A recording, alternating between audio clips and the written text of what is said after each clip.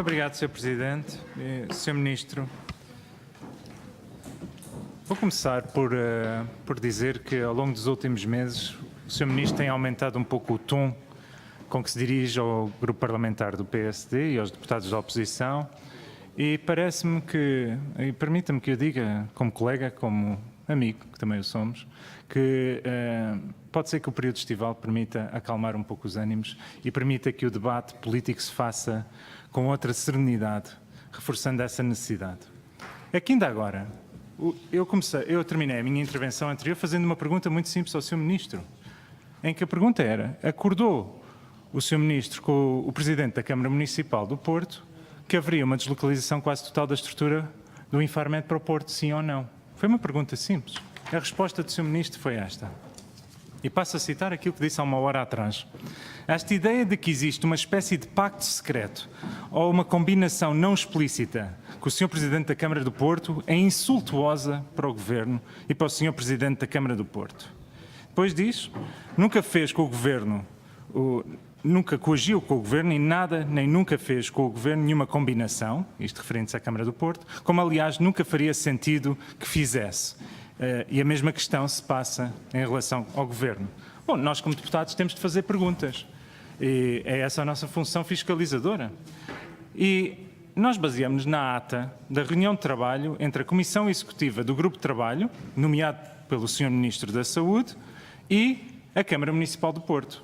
Foi uma reunião que decorreu no dia 4 de janeiro de 2018, em que esteve presente da parte do Grupo de Trabalho o professor Luís Rodrigues, mais 6 representantes do Grupo de Trabalho, e da Câmara Municipal do Porto. Estiveram 2 vereadores da Câmara e o chefe de gabinete do Dr. Rui Moreira. E o que é que diz a ata, a certa altura, e passo a citar? O que ficou definido entre o Sr. Presidente da Câmara Municipal do Porto e o Sr. Ministro da Saúde é um processo de deslocalização que incorpora uma deslocalização quase total da estrutura, ficando apenas um polo em Lisboa. E, portanto, Sr. Ministro, se alguém fez alguma insinuação insultuosa sobre um eventual pacto secreto entre o Sr. Ministro da Saúde, o Governo e a Câmara Municipal do Porto, foi o Grupo de Trabalho e foi a Câmara Municipal do Porto e o Grupo de Trabalho nomeado pelo Sr. Ministro da Saúde, não foi certamente a Assembleia da República. Dito isto, Sr. Ministro, fala muitas vezes do Dr. Rui Rio. E há uma coisa que eu lhe garanto. O Dr. Rui Rio nunca teria avançado com uma promessa política como fez o Sr. Ministro, sem ter feito os estudos antes e sem ter feito as contas antes. Aliás, eu diria que essa é uma das suas imagens de marca. E, portanto, é melhor não confundir o Dr. Rui Rio com outros surfistas oportunistas, do qual, entre os surfistas todos que andam por aí, o Dr. António Costa, o nosso Primeiro-Ministro, é o campeão.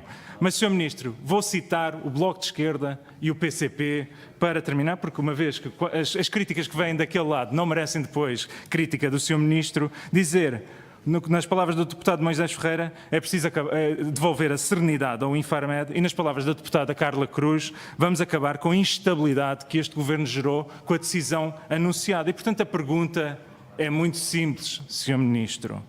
Já tem o relatório há um mês.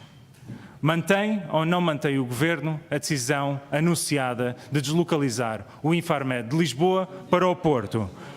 Estamos a 6 meses do dia 1 de janeiro de 2019. 6 meses é um período mínimo, diria eu, para uma deslocalização de uma instituição como o Infarmed. Mantém o Governo o compromisso do dia 1 de janeiro, o Infarmed abrir portas na cidade do Porto, no dia 1 de janeiro de 2019? Fica a pergunta. Muito obrigado, Sr. Ministro.